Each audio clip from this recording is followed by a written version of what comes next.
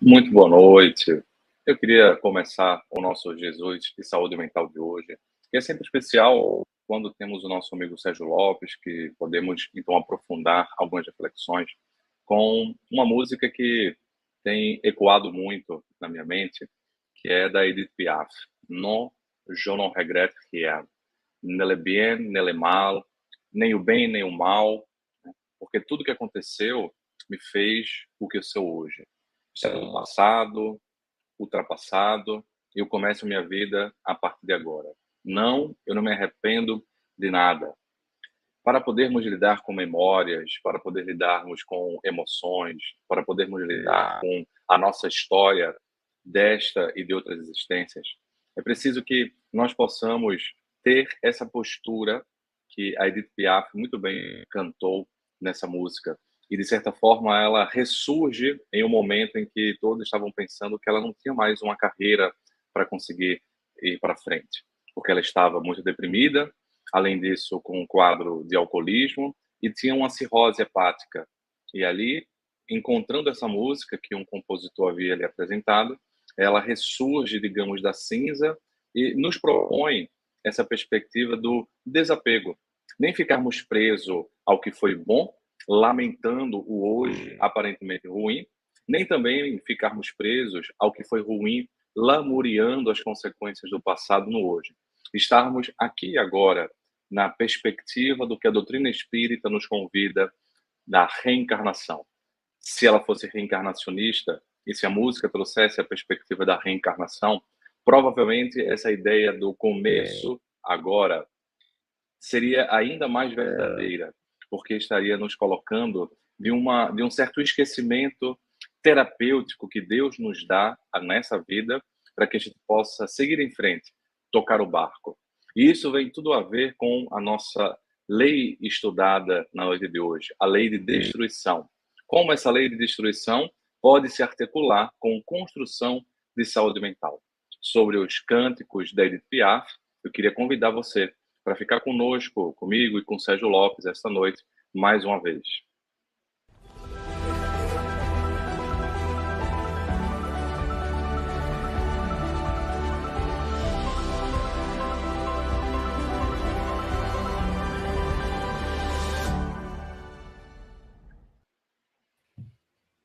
Muito boa noite, Sérgio. Muito boa noite a todos vocês que estão em casa. Eu trouxe um pouco da Edith Piaf, que tem aquela voz de um rouxinol melancólico e que começa a sua trajetória. Ela que teve uma vida muito difícil, uma vida de a mãe abandona, na verdade, não só ela como a casa para seguir a vida de artista. Ela muito nova, fica com essas feridas, não sofre um abuso do pai, digamos assim, sexual, abuso físico, o pai a cria, mas de uma forma de muitas dificuldades, né? E quando ela chega na adolescência, ela quer seguir a carreira também de cantora, tudo, e acaba seguindo os passos da mãe. E a música primeira mais famosa que ela se projeta é uma música que ela compõe junto com outra pessoa, La Vie en Rose, né? A ideia de uma vida rosa, né? Com as aspirações da mulher daquele tempo. Uma vida com um esposo, filhos, cuidando da casa, enfim, uma vida tranquila, uma vida cor-de-rosa, e ela sedenta, né, por amor, embora conseguisse apenas o prazer, ela acaba tendo vários relacionamentos, vários casamentos, né? A gente não sabe se ela tem um transtorno bipolar do humor, mas com certeza a depressão sim, e depressões muito graves que não tinham tratamento medicamentoso na época, então ela busca o álcool e entra no alcoolismo, e esse álcool acaba destruindo o próprio fígado dela, né? Então ela entra no quadro cirrótico. Mas antes de entrar nesse quadro cirrótico, você vê uma outra música famosa composta por ela, que é o Hino ao Amor. Esse Hino ao Amor, ela já não propõe uma vida cor-de-rosa, né? De certa forma, com decepções, ela então começa a pensar assim, que talvez no futuro, né, na imortalidade, Deus reúna aqueles que se amam, termina o Hino ao Amor. E no ostracismo ali, muito adoecida, é só você colocar no YouTube, né, essa música No Je ne regrette rien, que você vai ver ela ao vivo mesmo, assim, a gravação da época, ela já muito carcomida, o corpo, mas com a potência da voz, porque ela traz essa postura de um certo desapego né? Nem a lamúria, nem a lamentação, nem a lamúria pelo que foi, nem a lamentação pelo bem que passou, né? Uma postura de início.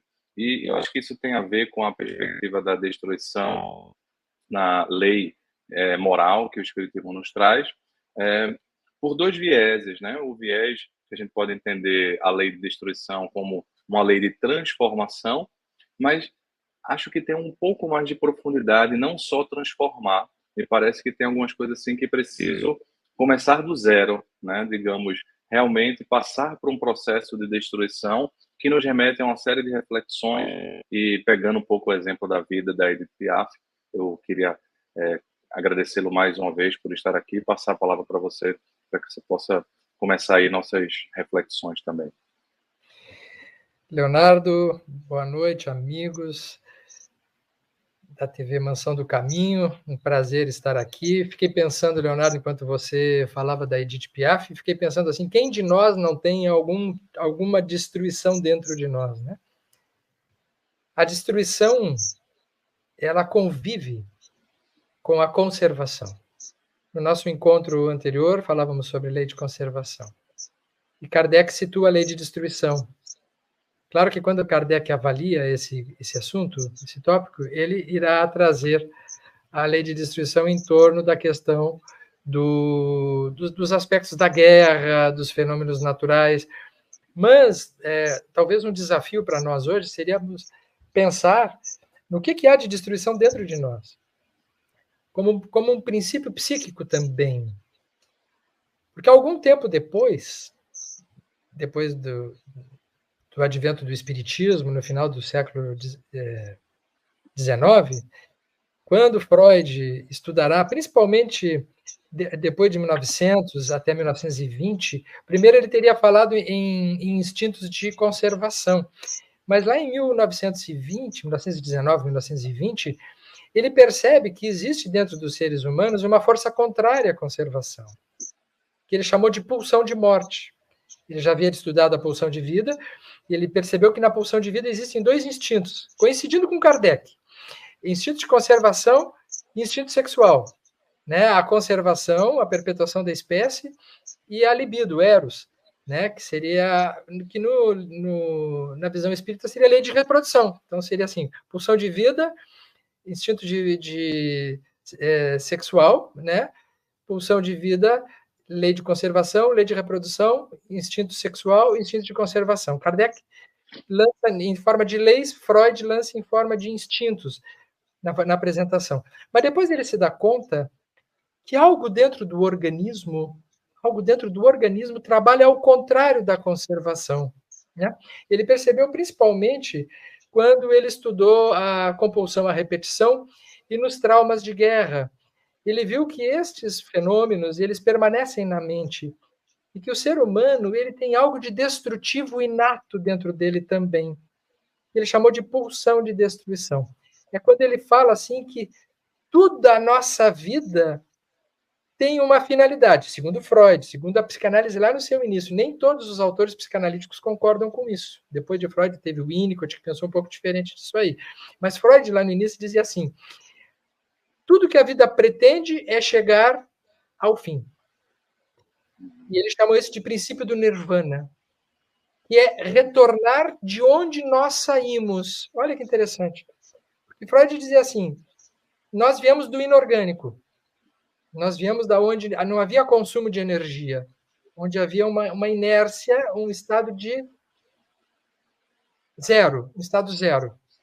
E que o organismo tenderia a voltar a ter uma força pulsional que empurra o organismo para voltar para esse estado zero. Então, o fim da vida seria voltar para o início. E o Espiritismo diz um pouco diferente isso. Ele não diz que voltar para o nada, mas voltar para o lugar de onde saiu, que seria a vida espiritual.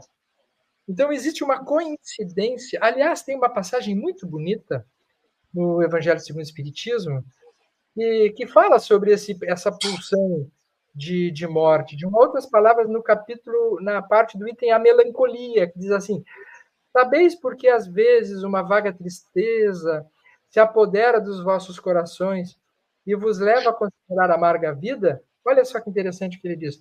É que o vosso espírito, aspirando à felicidade e à liberdade, se esgota, jungido ao corpo que lhe serve de prisão, em vãos esforços de sair dele.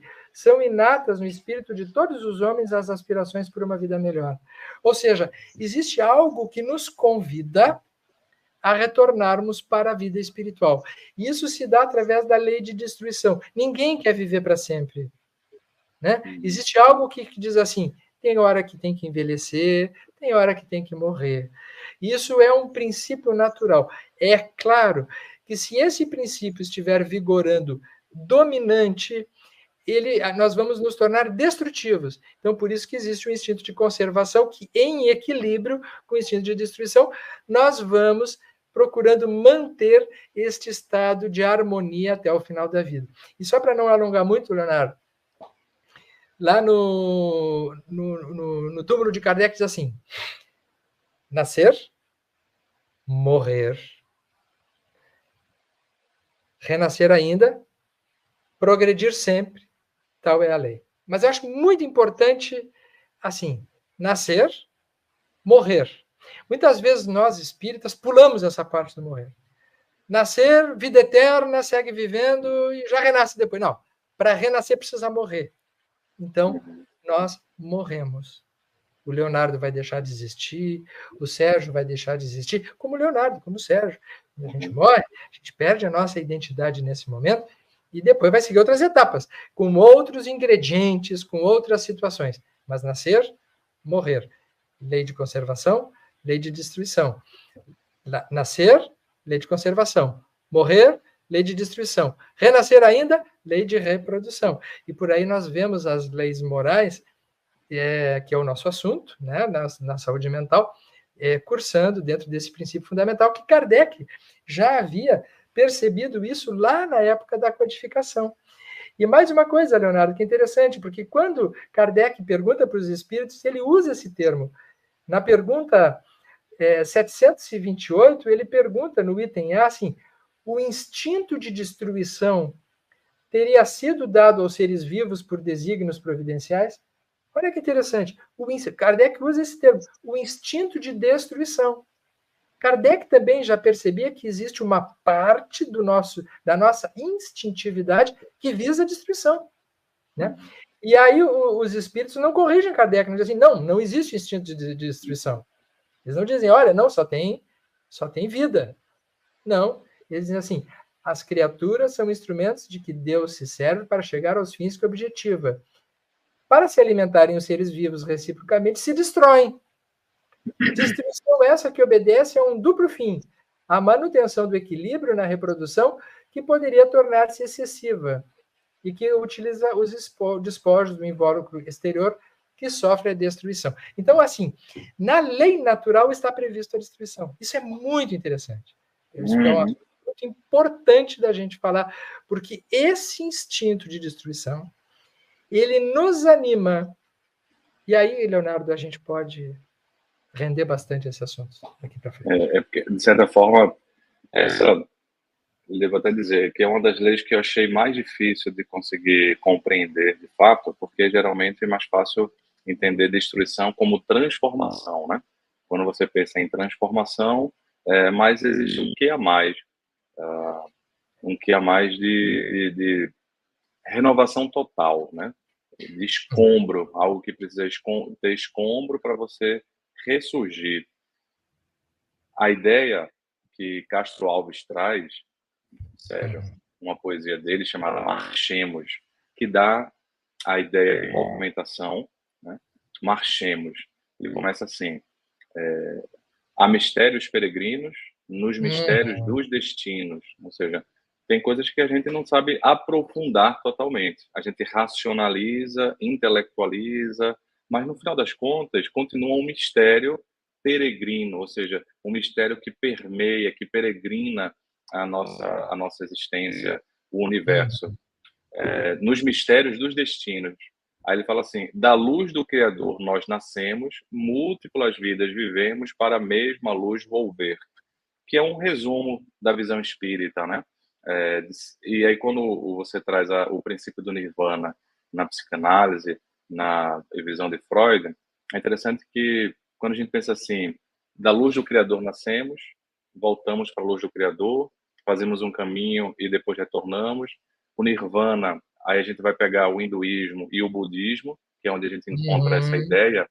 Todos trazem uma similaridade na minha percepção, que é uma Uhum. certa quietude, a necessidade, né, ou pelo menos o desejo que a gente tem de uma certa quietude, né? Porque no final das Uhum. contas, eu estava falando com Paola recentemente assim, ó, paciência não é uma coisa inerte, não é uma inércia. Paciência é uma questão ativa, porque no nosso ser existe essa inquietude primordial. Nós somos intimamente inquietos, né? Então, a paciência não é uma coisa inerte de não fazer nada, é uma postura ativa que, digamos assim, faz um prelúdio dessa tranquilidade que a gente não sabe exatamente. A gente tem um rudimento, digamos assim, um germe dessa quietude. E já que você falou do Nirvana, do Freud, Uhum. eu acho interessante a gente pegar a visão hindu, né? O que é que o hinduísmo traz? O hinduísmo pode ser visto como uma visão politeísta, é uma percepção, mas quando você aprofunda a visão hinduísta, você percebe que é uma visão também monoteísta e que esses vários deuses hindus são vários, na verdade, várias manifestações do divino, né? Não seriam deuses em si, como na mitologia grega. Seria um deus que tem várias manifestações. Bem, a possibilidade de debater, não é aqui o espaço, né? Mas uma das manifestações do divino no hinduísmo é Shiva. E Shiva é o deus da destruição, que tudo constrói. Então é curioso, né? É o Uhum. deus da destruição que ao mesmo tempo tudo constrói. Então é como se assim, olha, às vezes a situação está tão é, encrencada que é preciso de fato uma destruição para uma renovação ou né, essa destruição está no bojo mesmo da própria transformação. Então acho interessante quando você pega várias visões Sim. espírita, hinduísta, psicanalítica, assim Isso. um bojo, porque e acho que é interessante essa postura, porque às vezes nós ficamos apegados a um passado, né? Quer Uhum. seja apego a uma coisa que a gente acha que foi boa, aí eu falei a palavra lamentação, né? Porque passou e a gente queria ficar nesse passado de aparentemente glória, se a gente pensar inclusive nessa questão do divino. Olha aí a melancolia, que você trouxe muito bem, uma das facetas da melancolia, que as pessoas às vezes esquecem, né? De que tem no próprio evangelho um quadro depressivo, não necessariamente de perturbação Isso. inferioridade, mas uma perturbação da nossa tranquilidade, o nosso desejo de um retorno, né? Mas como nós não somos pacientes, a gente quer um retorno agora, um retorno já. E esse retorno precisa de uma paciência, de uma construção evolutiva interna. Então, é E tem o interessante. respiro, Léo, e tem um Ok. respiro também no processo, né? Que a destruição, como o duo da conservação, é um momento em que se respira para um novo processo. Assim, numa relação sexual, principalmente no homem, o homem tem um ápice de excitação e chega ao orgasmo. Quando chega ao orgasmo, ele declina. É um processo destrutivo da excitação. Uhum. Imagina se só houvesse excitação. Haveria um curto-circuito no sistema, porque é preciso um respiradouro. Né? Uhum. É preciso. André Luiz fala no Mundo Maior, Calderaro nos fala que são o respiradouro dos impulsos. Ele diz que a reencarnação é o respiradouro dos impulsos. Assim como o sono é o respirador do dia, assim como o êxtase após o orgasmo é o respirador da excitação, como uma forma de trazer um novo equilíbrio. Então, um sistema onde só houvesse estímulo seria um sistema que entraria em colapso. É aí que o organismo precisa de períodos de destruição, por exemplo, destruição da atividade, destruição da excitação. Destruição, então, agora é um termo que a gente usa como um respiro, como uma diástole, né? Imagina um coração que só estivesse em sístole, né? Então, ele precisa sístole e precisa de diástole. Inclusive, o coração, quando fica só Fibrilado. estimulado, ele fibrila, né? Ele para, Fibrilado. mas a parar, ele não é parado. Uma das Exatamente. formas mais comuns de parar é a fibrilação, né? O coração fica mais ou menos assim, Exatamente. nessa estimulação caótica que o Sérgio está Exatamente. trazendo, né? Quando uma pessoa está doente, vamos mudar a colocação, não vou colocar na forma de doença. Mas quando uma pessoa quando ela não suporta o processo depressivo, quer dizer, a depressão pode ser entendido também como uma desaceleração da pressão. Existem processos depressivos que não são doença, são respiros, momentos depressivos, momentos tristes, que a pessoa precisa passar para poder se reconstruir. Existe um aspecto estruturante nos momentos melancólicos. Existe muitas vezes um momento em que a pessoa se redescobre, são nesses momentos de tristeza. Tá? Então, aí não depressão mais como uma doença clínica, mas como um processo, como uma posição mental que é necessário da pessoa passar para que ela se reconstrua, para que ela se redescubra. Não? Então, uma pessoa que usa droga, uma pessoa que cheira cocaína, por exemplo, ela não suporta passar por esses momentos depressivos. E ao colocar um estímulo de uma droga como a anfetamina, como o êxtase, como a cocaína, que são psicoestimulantes, o que acontece com o sistema? Entra num processo de como se fosse uma fibrilação mental. E aí acaba havendo overdose, etc., uma série de coisas. E quando a pessoa sai daquilo, entra numa abstinência, aí sim entra num quadro depressivo mais profundo mesmo. Então, assim, lei de destruição, quando Kardec fala, ele está nos trazendo um movimento, uma ideia de um movimento necessário à vida. Esse termo destruição, para nós, ele tem uma conotação negativa. Né? Quando a gente ouve destruição, diz, isso é uma coisa ruim. Mas quando Kardec situa esse assunto nas leis morais, e quando a gente estuda isso em diversos setores do saber humano, nós perceberemos que é uma parte constitutiva, não só da mente, mas como tu bem colocou aí, da vida em vários significados. Dentro dessa perspectiva do respiro e do esgotamento, pegar inclusive um dos sintomas depressivos, aprender com a psiquiatria, por exemplo, né? A pessoa fica cansada, fica sem ânimo, sem energia. E geralmente a gente pensa no cansaço como algo muito ruim, porque nós somos muito, assim, uma sociedade, não gosto muito de ficar criticando a sociedade sempre não, mas de fato nós somos muito euforizantes, né? A alegria Sim. como euforia. Uhum. E aí eu gostaria de pensar a fala de Jesus: bem-aventurados vós que estáis sobrecarregados, ou algumas traduções cansados. O Cansados. cansaço como sendo uma possibilidade de uma modificação, né? O Renato Russo vai dizer: muitos temores nascem do cansaço, de Cansaço e da fato, solidão. e da solidão. Então, muitos temores nossos nascem quando a gente está esgotado, e por isso que o paradigma, às vezes, hoje é o burnout, né? Mas já foi a neurastenia, já foi a síndrome da fadiga crônica, ou seja, adoecimentos, situações que nos mostram um esgotamento. Mas não é esse cansaço que a gente está falando de um esgotamento que não tem vitalidade. É um cansaço que traz vitalidade. Um cansaço que traz vitalidade no sentido de trazer abertura para uma modificação, né? Então, uma coisa é um cansaço que desvitaliza, tem mais a ver com a própria função, que é essa visão destrutiva, negativa, digamos assim. Esse Uhum. outro cansaço é um cansaço que dá a possibilidade de você refazer as ideias. Então, Jesus fala: bem-aventurados os que estão cansados, os que estão sobrecarregados. E fala assim: e aflitos, né? Então, a aflição como um espaço de possibilidade de mudança. Porque Uhum. vamos ver a história, agora sair da parte psíquica e vamos ver a história.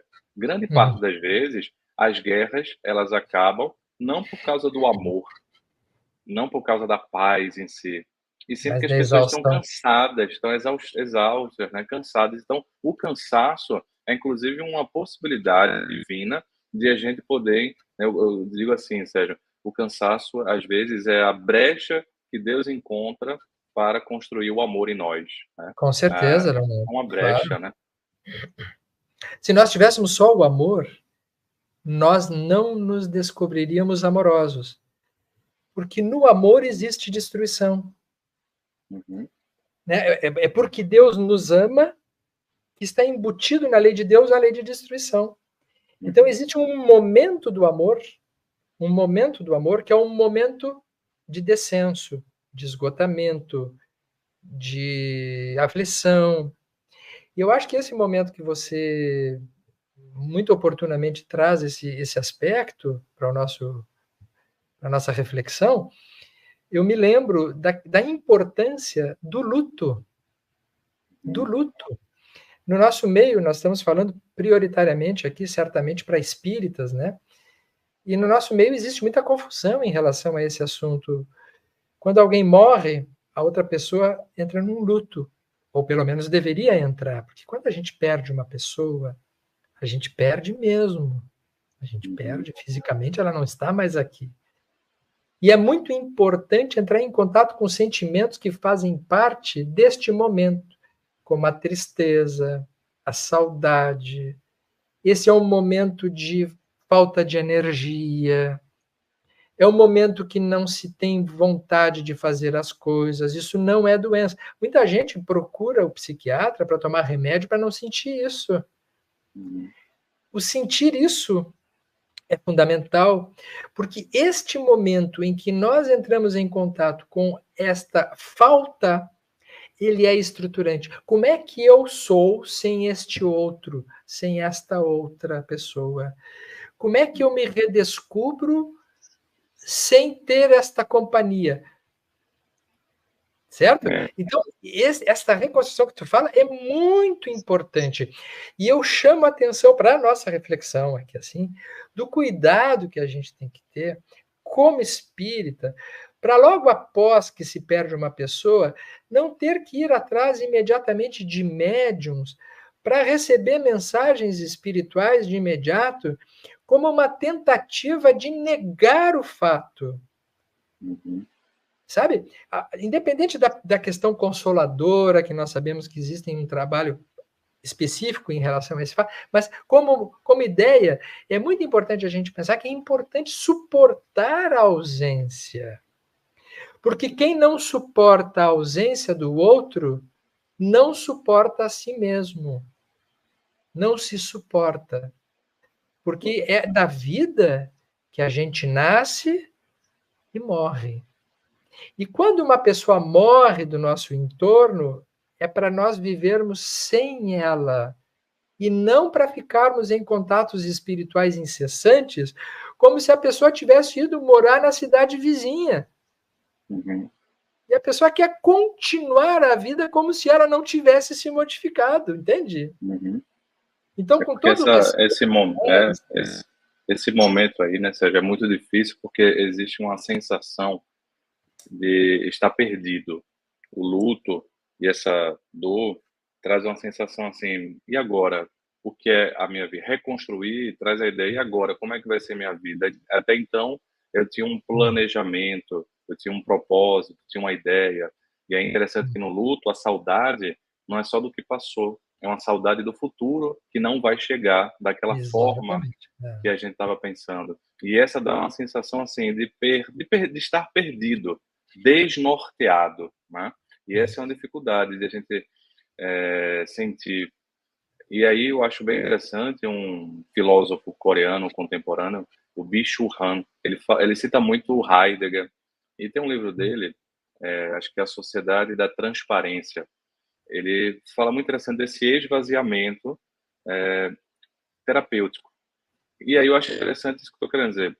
Veja, vamos supor, eu espírita, Sérgio Lopes espírita, você espírita, provavelmente comungamos algum propósito que é a evolução pessoal, a caminhada, o melhoramento pessoal. certamente comungamos algum propósito maior de seguir Deus, de estar na trajetória do divino.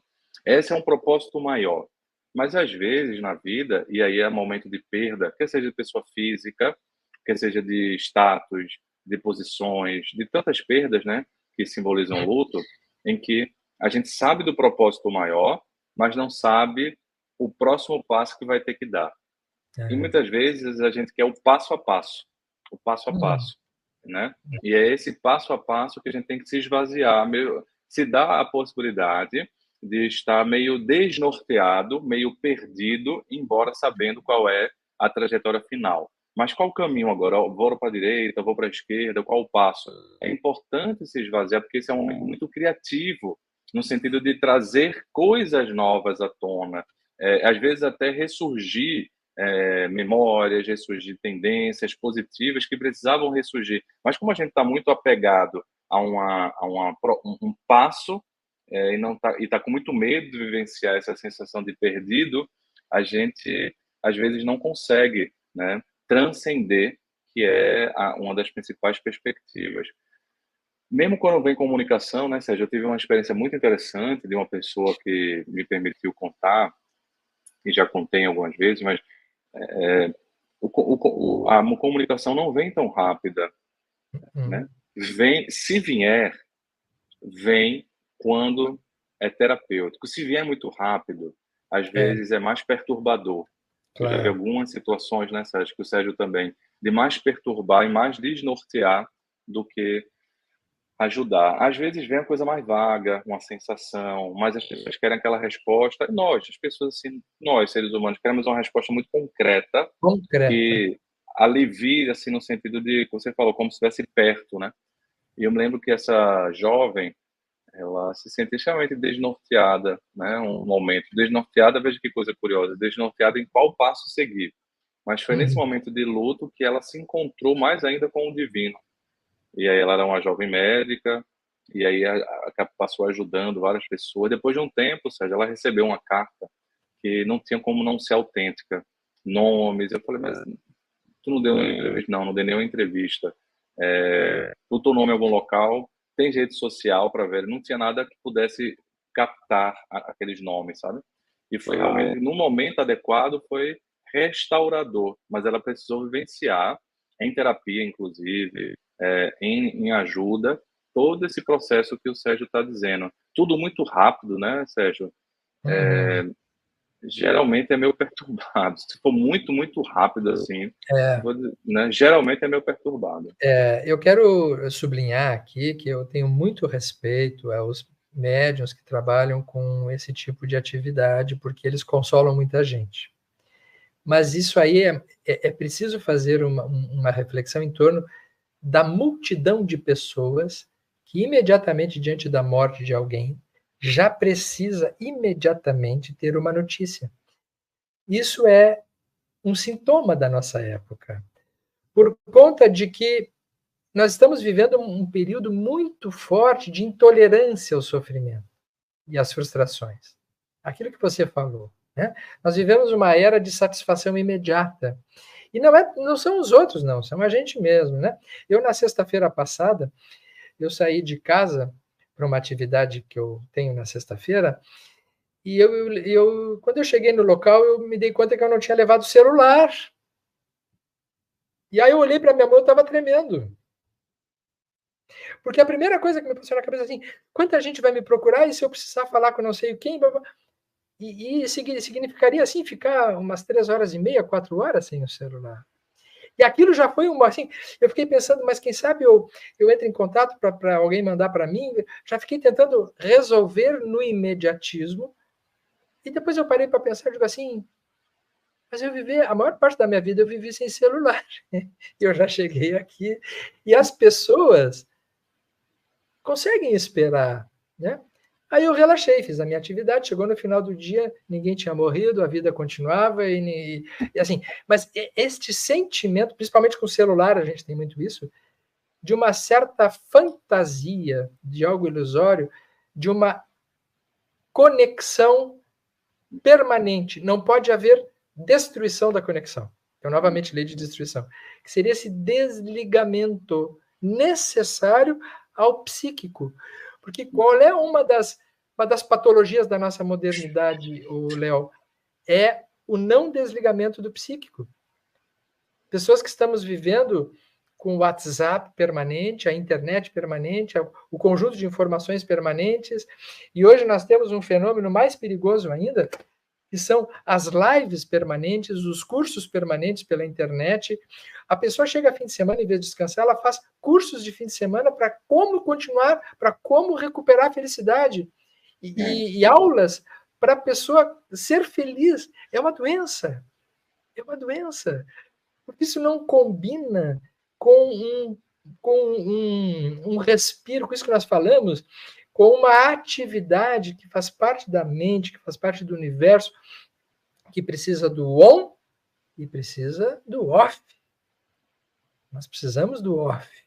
Quem não tem off não dorme, não desliga a mente, não se redescobre, não se reinventa. Então, por aí. Tem a ver com a capacidade de aceitar frustrações, né? De certa forma, a capacidade de aceitar um desejo não atendido. A gente queria um desejo de estar sempre completo. Falando isso para fazer um gancho também, você trouxe um autor chamado Winnicott, que é um autor importante da psicanálise, né? E um autor que eu escutei bastante, meus professores durante a formação, tinha um grupo que gostava muito, estudava muito, e me trouxe um seguinte conceito dele, né, que era da mãe suficientemente boa.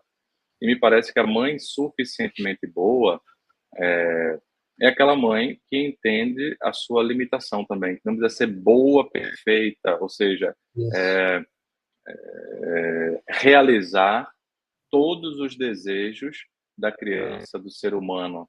Ao contrário, ela precisa também saber frustrar. Então não deixa de ser um pouco de destruição, né? Não deixa de ser um pouco de off ali do desejo que a criança tem, e é essa frustração que vai tornando a criança madura, vai amadurecendo, e aí ele falar esse termo suficientemente boa, e eu me lembro de uma psicanalista, professora, psiquiatra também, pessoa excelente, ela falava assim: Léo, como foi bom ler o Winnicott na época deu uma série de entrevistas, eu acho que foi para a BBC, não sei. E aí Sim, ele tinha um programa na BBC. Né, então ele fez uma série de entrevistas e era para o público geral, que eu até acho bem interessante, porque ele era pediatra, né, originalmente falando, e aí ele falava para o público geral, para as mães, assim, essas ideias, e isso gerou livro. E ela falou: Léo, foi tão consolador porque ela conseguiu se amar, né, nas suas insuficiências e ver que isso não era sinônimo pejorativo, mas algo muito construtivo, essa insuficiência dela. Talvez você tenha alguma coisa a dizer assim mais profundamente sobre o Winnicott. Sim, eu gosto muito do Winnicott. Tem uma curiosidade sobre o Winnicott, que ele era considerado o Beatle da psicanálise, porque os programas dele tinham grande audiência. Ele, por mais de 10 anos, ele teve um programa de rádio na BBC de Londres, que era um sucesso de audiência total, aonde ele dava exatamente esses conceitos sobre psicanálise, sobre o relacionamento da mães e pais e filhos e família, etc. O Winnicott, diferente do Freud, o Freud ele entendia que existia uma pulsão de vida e uma pulsão de morte. O Winnicott não acreditava em pulsão de morte. Interessante, é um psicanalista, mas que construiu uma teoria que derivou um pouco da original de Freud. Ele diz o seguinte, que uma criança, quando nasce, porque o conceito de destruição está ligado diretamente ao conceito de agressão, né? Só que, para Winnicott, a agressão de um bebê, ela não é intencional, ela não é pulsional. O bebê não tem uma pulsão destrutiva. Por exemplo, quando o bebê vai sugar o seio da mãe, ele tem por força vital se alimentar, sugar, tem um movimento na direção de algo. E naquele momento que ele suga o seio e ele pode morder, quando ele morde, às vezes a mãe ela sente, ela percebe naquele momento que ele não está fazendo isso na intenção de machucá-la. Não há intenção. Mas no momento que ela faz um movimento de recuo, ele descobre naquele momento que o seu movimento agressivo pode machucar. Então, nesse momento, nasce, aos poucos, obviamente, que no desenvolvimento, a noção de que ele não é um ele sozinho, de que existe mais alguém além dele no mundo. Então, o conceito de Winnicott, assim, de mãe suficientemente boa, parte desse princípio, de que quando a mãe mostra a sua presença e os seus limites. Porque uma mãe que fosse apenas boa, ela gratificaria infinitamente o seu bebê. Então, esse bebê, ele cresce sem noção do outro, sem noção do limite, sem poder frustrar. Aliás, nós temos muitos bebês atualmente de várias idades. Não é? Aqueles indivíduos assim. Porque uma mãe, para o Winnicott, assim, ou ela frustrou demais, ou ela gratificou demais. A mãe suficientemente boa é aquela que tem um equilíbrio entre gratificação e frustração. Porque nesse vai e vem das experiências é que o bebê vai descobrindo quem ele é e quem ele não é. Daí então surge o conceito de verdadeiro self, não é? E de falso self. Quando uma mãe ela é muito invasiva, quando ela determina o que o bebê deve ter ou não deve ter, o bebê cria o falso self. É um bebê que ele existe para agradar a mãe. Então, ele surge a partir dela. Então, é muito lindo o conceito de Winnicott. Sobretudo quando ele diz assim, a agressividade patológica, então ele estuda muito a delinquência, a personalidade antissocial, ele entende que houve uma falha no desenvolvimento, que houve algum tipo de movimento nesse bebê, né? Que não houve um equilíbrio no desenvolvimento na relação parental e que derivou na forma de um sintoma.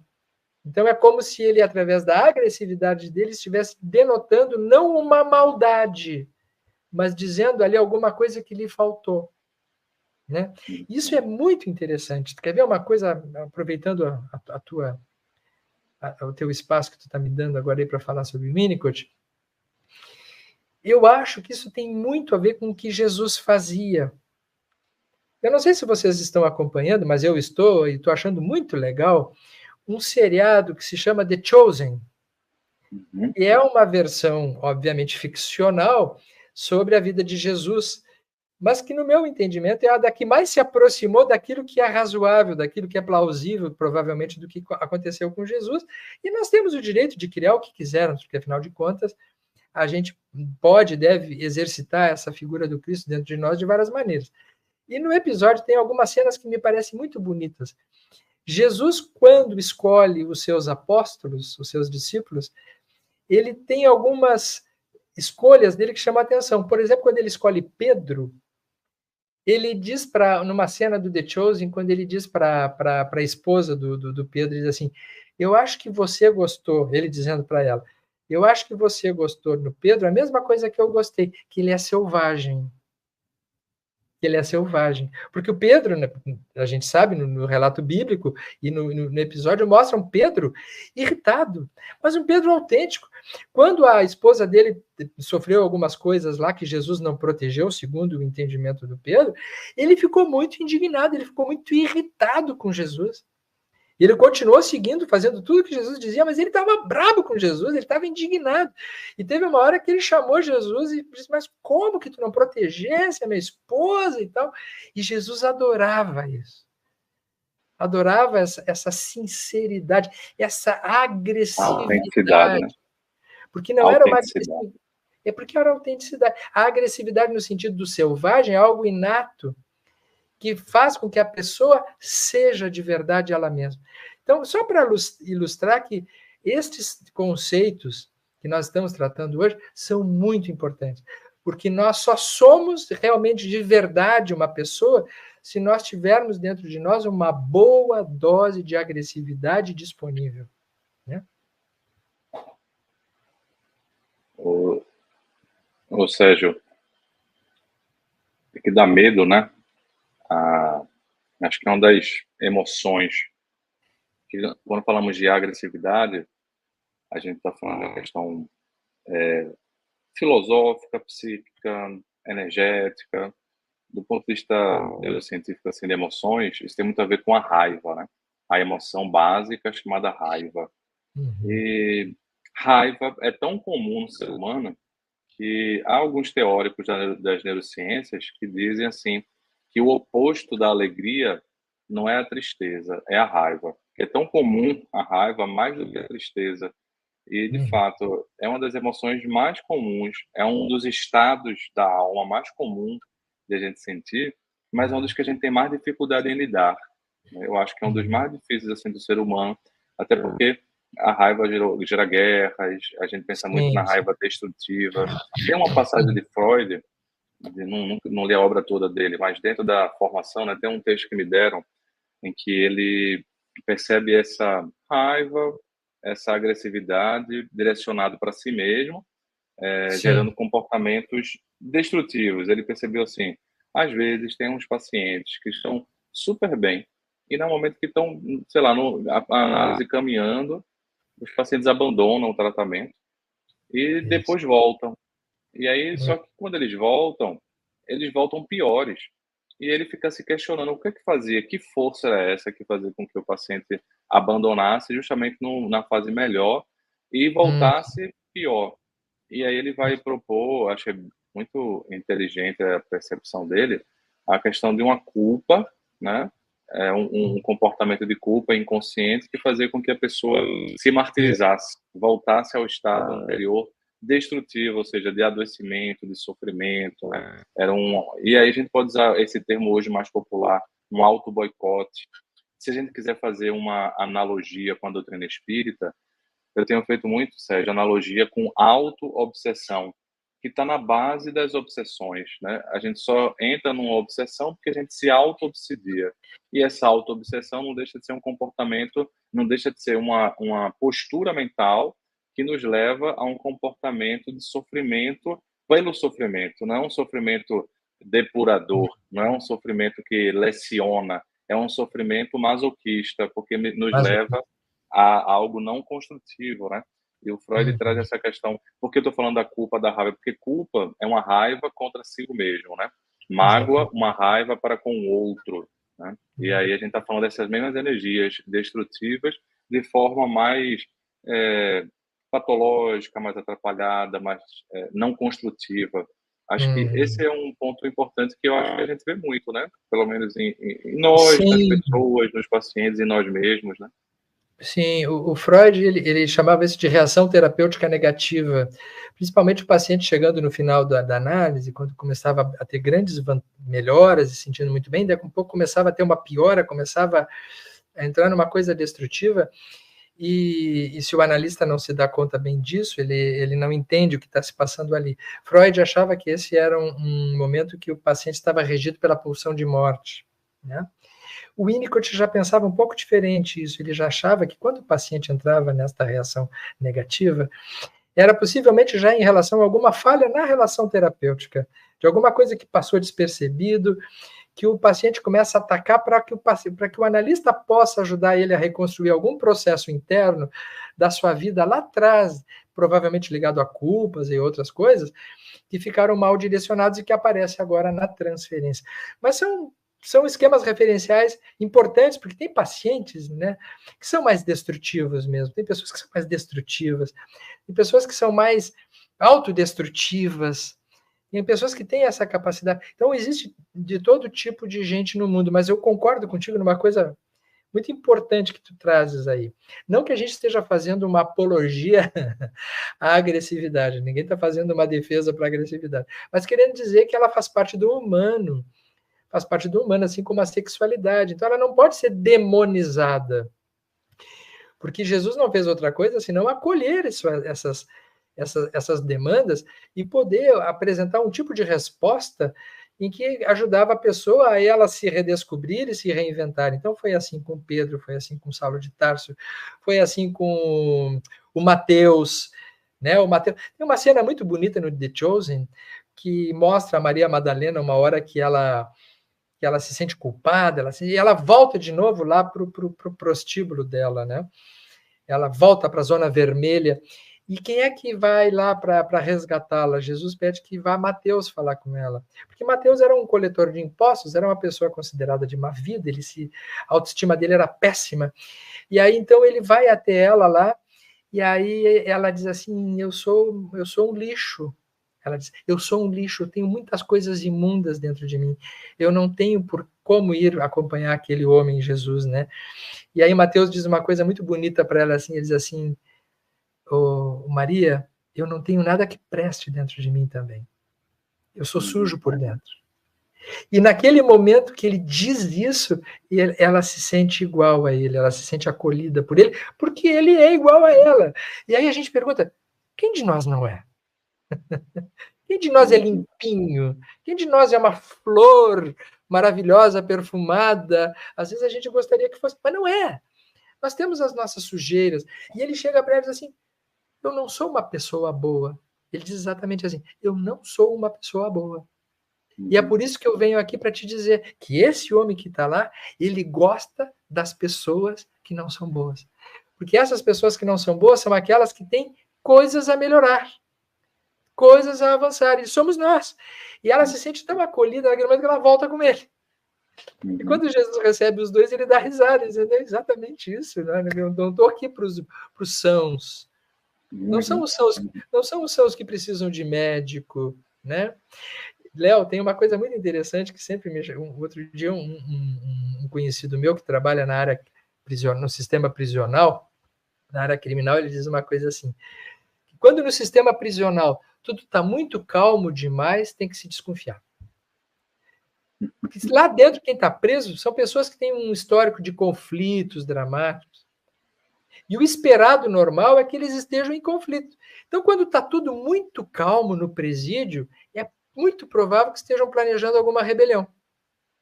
Alguma rebelião que está a caminho. Quando tudo está muito tranquilo, significa que ou que está entrando drogas escondidas, ou que tem algum problema grave oculto acontecendo. Aquele filho que fica quietinho, bonzinho, assim, a gente vai ver o que aconteceu. A gente pergunta, e aí tem alguma traquinagem que ele fez.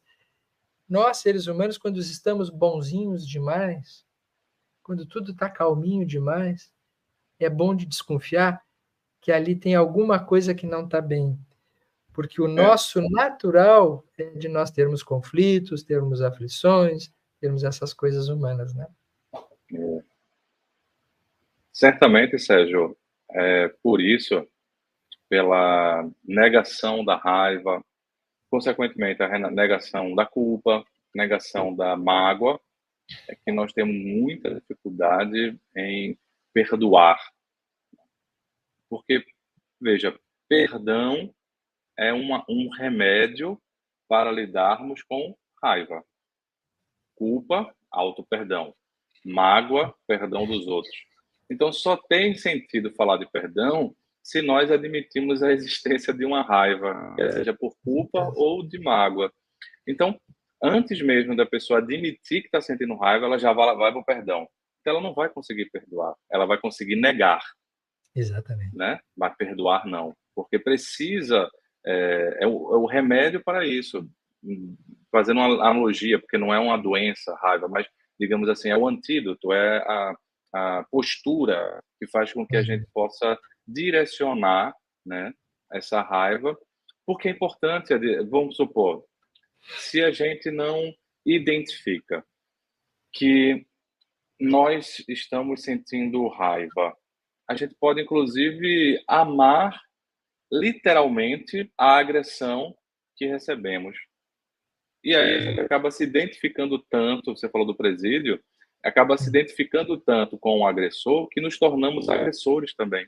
Repetimos, né? Você usou a fala da compulsão de repetição. Repetimos porque a gente não consegue nem lidar com essa diferenciação. Então passa por isso, a aceitação de uma destruição, né, do que existe no universo, necessária para uma reparação das nossas intimidades, né?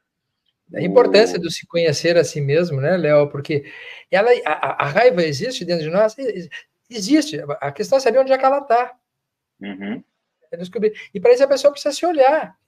A pessoa pode estar negando, ela pode estar assim, tem coisa, a pessoa pisou no teu pé, ela foi lá e pisou no teu pé e falou, ai, que amor. Não, é raiva. O sentimento humano natural é raiva. Então, Até isso porque é se for o sentimento natural, amor, o cara repete, né? acho que perdemos o Foi, sinal. agora, Deve ter voltou? ficado. A internet ficou com raiva de nós, Léo. Para mim voltou você. Mas é isso, então, quer dizer, o É. sistema nosso, ele inclui, porque se nós temos uma parte reptiliana no nosso cérebro, no nosso andar primeiro da casa mental, ali tem um repositório de vidas passadas, da animalidade, de tudo isso. Onde é que fica isso? Isso tem que estar presente em algum lugar, né? Então, isso precisa no psíquico se manifestar, e de alguma maneira, as pessoas que têm isso disponível, é assim, vão ser raivosos e destrutivos? Não, mas tem como operacionalizar isso dentro de ti, transformar isso dentro de ti, e aí tu poder transformar isso numa outra coisa, numa outra resposta, né? E acho que disseste muito bem, o perdão só é possível, eu só consigo perdoar nos outros aquilo que eu reconheço em mim. Uhum. Me fizeram alguma coisa, mas eu fiz também, eu já fiz várias vezes, então eu posso perdoar, porque é entre semelhantes. O Uhum. perdão não teria sentido se eu não tivesse nada a ver com o que me aconteceu. É exatamente porque as pessoas falham comigo e que eu falho com os outros também, que é possível de haver o perdão. E o auto-perdão, né? Você estava falando do The Chosen, também achei fantástico, viu? Achei fantástico. Fiquei, quando descobri, maratonei assim, e tô na expectativa de chegar a nova temporada, vir no cinema, porque Isso. eu achei linda ali a cena de Jesus com as crianças, né? Que sensibilidade, né? Que coisa sensível ali. Ele pegou uma passagenzinha e transformou num episódio inteiro de Jesus antes de anunciar o reino para os adultos, falar para a criança. Aí eu vinha pensando assim, Sérgio, nessas figuras, né, dos primeiros tempos, esses primeiros apóstolos. E veja, a gente encontra muita agressividade, né? Essa postura mais impetuosa no Saulo, que vira Paulo, no Pedro. E eu fiquei pensando em Estevão, porque veja só, de certa maneira, quase todos os discípulos diretos de Jesus, por mais que o amassem, por mais que estivessem lá juntos, no final das contas, só conseguiram realmente compreender, provavelmente alguns, né, a mensagem maior de Jesus depois da ressurreição. Alguns, como Tomé, tiveram que tocar, né? Ou seja, é uma fé baseada na razão, então é uma fé baseada na concretude. Apenas João, ao que nos contam, né? João, ele está lá no final do Calvário, a mãe, Madalena, talvez Joana de Cusa, poucas mulheres ali. E aí Os eu acho homens interessante, poucos. os homens poucos ali, porque ele tá certa, ficaram inclusive com medo, né? Pedro com medo da hora final do martírio. E é interessante você ver Estevão, né? O Gesiel, o primeiro mártir do cristianismo. Eu fiquei pensando na figura dessa pessoa, né? Assim, na autoridade moral desse ser, que não teve contato com Jesus, mas Isso. ele acaba sendo o primeiro que entende, assim, me parece, que é a mensagem de Jesus, um holocausto. No final das Isso. contas, veja que coisa, a mensagem de amor de Jesus, os que entenderam perceberam que termina no holocausto, na destruição, na morte, na crucificação. É o simbolismo. Só que Estevão é o primeiro que consegue compreender, é o primeiro mártir, não foge, mesmo sem ter contato. Eu fiquei pensando nesse papel. E o papel humilde, né? Porque, por exemplo, você vê, né, Estevão tem uma importância para os católicos, tem uma importância na Bíblia, mas é menos falado do que Paulo, né? Sim, Paulo sim. é bastante falado, né? E Estevão tem aquela figura humilde de que está na base, é a humildade que está no humus, como a gente colocou aqui, que está na É base verdade. da sustentação, da coragem de todos esses apóstolos, porque ele foi o primeiro que entendeu mesmo e se entregou. Olha, seguir Jesus, meu amigo, é, de certa forma, dar a vida em holocausto. Né? Não foge, tem a coragem de se entregar. Fiquei pensando nessa grandiosidade do Estevão, E esse holocausto, né, que hoje é uma outra forma de holocausto, mas não deixa de ser, né, não deixa de ser o amor vinculado a algum tipo de destruição, porque Uhum. se nós não temos ainda uma maturidade para entendermos o amor na sua inteireza, na sua plenitude, Uhum. né? Então, acho interessante a gente fazer essa Essas relações, né? relações, né? Esse olhar para as primeiras pessoas que seguiram Com certeza. Jesus, e Estevão tem me chamado muita atenção, né? Nesse caminho. Uhum. Não precisou, veja, não precisou estar em contato. Por que estou dizendo isso? Recentemente me veio uma seguinte percepção, Sérgio. Às vezes, nessa questão de querer respostas para poder saber qual caminho seguir, eu Uhum. fico pensando que a gente quer, digamos assim, submeter Deus ao nosso jugo. Olha, eu vou seguir o Senhor, Deus, mas você tem que me dar garantia de que vai dar É, certo. Então não é fé. é, Fé não tem garantias, fé é entrega. Porque veja, se eu sigo um caminho, porque eu tenho certeza qual é a obra que eu tenho que fazer, porque eu estava lembrando de uma pergunta que me fizeram. Na verdade, eu estive nesse final de semana aí perto de você, no sul do país, em Santa Catarina, fazendo é, palestra em Florianópolis. E aí eu vi muito jovem, assim, acho que foi o primeiro evento que eu fui, que um jovem biologicamente mais jovem do que eu falando no evento grande. Achei tão bonito a juventude. Eu fiquei me lembrando, assim, é, de uma pergunta que uma jovem vez me fez, assim, mas, Léo, eu quero seguir, eu quero fazer as coisas assim, mas eu não sei exatamente qual o caminho, eu não sei qual é o meu propósito, eu quero seguir meu propósito, né? Ou seja, essa ideia de ter um caminho muito bem trilhado, o que é que eu tenho que fazer. E aí eu fiquei pensando, poxa, mas se a gente só fizer as coisas baseado nesse um testamento roteiro. juramentado, é como se eu Hum. estivesse submetendo Deus ao meu jugo, sabe? É, A minha, né, tipo assim, olha, eu não estou confiando em Deus, eu quase estou tendo, ó Deus, eu vou seguir você, mas você me dá garantias, né, garantia e me dá o roteiro completo, né? me dá o roteiro completo, então não é fé, né? É uma É. racionalização. Então, até mesmo você pensar nessa questão de fé, no momento de uma destruição, a fé vem, né, no sentido de ajudar a passar por todo esse turbilhão, porque não é fácil. Ninguém está dizendo, eu acho que a gente Sim, já está no sim, sim. final, mas não está dizendo assim que é fácil isso, um luto. Claro que É não. fácil lidar com a raiva, é fácil lidar com a destrutividade, não é fácil. E aí vem mais uma vez a questão do divino mobilizando em nós uma confiança fervorosa, que faz com Uhum. que a gente não saiba exatamente como lidar com essas forças, mas entende que se está na natureza, vem de Deus. E se está em Deus, mesmo que haja mistérios que a gente não consegue entender por completo, a gente pode Uhum. talvez pensar sobre, né? E se entregar a essas vivências sem tanto medo, que a gente tem tanto medo, como diz Joana de Ângeles, estava lendo um livro Jesus e a Atualidade, né? Quem teme a, a noite perde-se na escuridão. Então tem tanto Uhum. medo que acaba não vivenciando a vida pelo Uhum. medo de sentir essas outras coisas. Uhum. Querido, com essa reflexão final, queria te passar também para que tu possas fazer aí tua reflexão final e a gente encaminhar. Não, Del, eu acho que está feito, né? Acho que você está encerrando bem, trazendo a questão da fé como o ingrediente fundamental desses momentos em que a gente mergulhando em etapas mais obscuras do nosso processo, como os processos destrutivos, agressivos, os momentos de dúvida.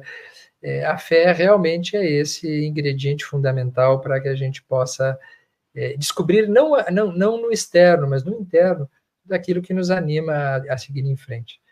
Mas acho que você fez a síntese já com toda a propriedade, Beleza, trazendo essas reflexões aí. beleza pura, meu amigo. Muito obrigado por estarmos juntos nesse momento que serve para ampliarmos saberes, né? No final das contas, a gente vai ampliando a nós mesmos. Muito obrigado também por Falou, estar Léo. aqui na Mansão do Caminho. Até a próxima. Até a próxima.